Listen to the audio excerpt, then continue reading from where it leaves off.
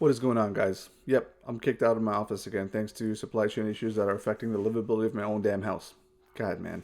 Anyway, some pretty big news. I think the chess pieces are finally starting to move. It looks like Palantir is making some good moves in the market like this. You know, everyone's worried about the stock price. These guys are just going out there and executing.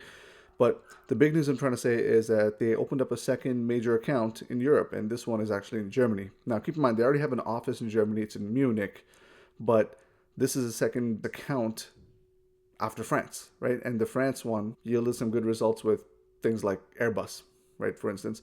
But anyway, this news was brought to me by Compounding Trades, really great channel on Twitter. Feel free to follow him. But you know, it's important to keep in mind, like Germany itself is a major hub in Europe, right? There's very few companies that hold that kind of power in Europe, and they are sort of like in the forefront, and they are looked for to be the vanguard of the European Union and to carry certain decisions and things like that. Angela Merkel has a lot of power there, but at the same time, this is also a country that is riddled with red tape issues. You can already see what's happening with Tesla, but generally speaking, there's a lot of red tape. There's a lot of just to get anything done in this country is going to take a longer time than one would be used to in any other country, really.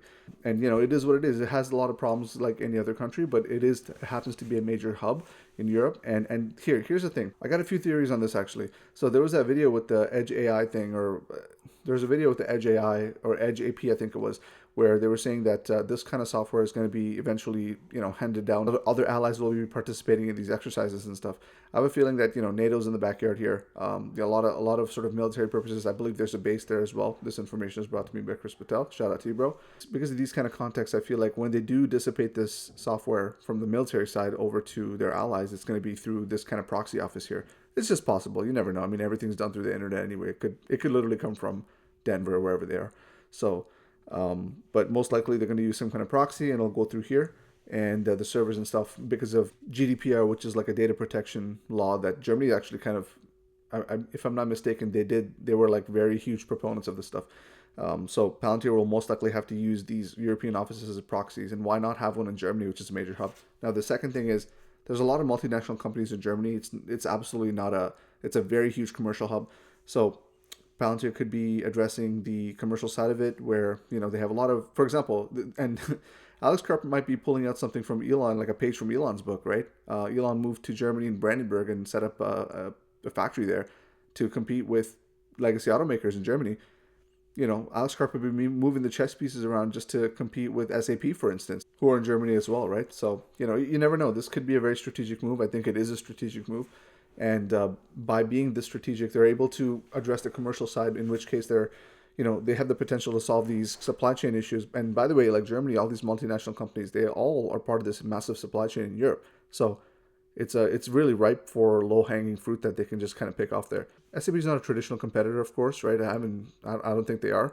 I think they're the ones to get trampled on, to be very honest with you. But they do present a product from a very narrow angle in the sense of SAP, and then obviously from Palantir's side, HyperAuto competes with some of that stuff. So it's not really out of the realm of possibilities that this is something that they were considering when they moved to Germany. So just keep that in mind, right? There's a lot of these commercial aspects of it from Germany there. And because of the whole political weight that they hold in Europe, it's a very good move. This is second to France. France was their first account, I believe. And, you can already see the results of that with Skywise and Airbus and things like that. So also, the Foundry for Builders, one of the major incubators that have all these budding companies, all the startups is in France. So feel free to check that out. I made a video of it. I'll post a link to it over here. You can go check it out. But generally speaking, I think this is a really big strategic move. It seems to me like when everyone's worried about the stock price, these guys are just executing, like I said before. It's just, it's really tough. I know everyone's really low with all the downward pressure that's been happening, but this kind of stuff is really what should bolster your conviction on companies like this, right? So for me, I know this is a long-term play. Going to Germany, if they want to get anything done, I don't know, it's going to take years, right? For sure, unless they have some kind of like government hookups and stuff. But it's going to take years to get this stuff done. So I'm not really surprised that they made this move now, especially when there's a downturn and all this other stuff. And you got to keep in mind, this commercial side of it has really only been around for 7 years. So in a way, they're still a very new company. So I'm treating the government side of it as sort of a baseline. I think they're using that as a good floor so that, they can almost use it as a resistance and sort of jump off of that if they need to.